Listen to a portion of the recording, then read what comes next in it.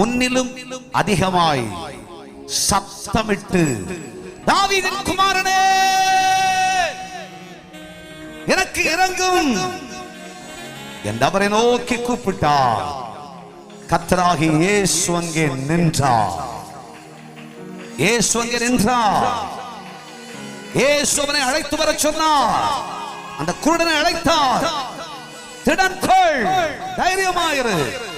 யார் என்ன சொன்னாலும் நீ சோர்ந்து போகாத, எழுந்திரு, தைரியமாயிரு. நான் உன் கூட இருக்கேன், உனக்கு அற்புதம் செய்கிறேன். அற்புதத்தை செஞ்சான்.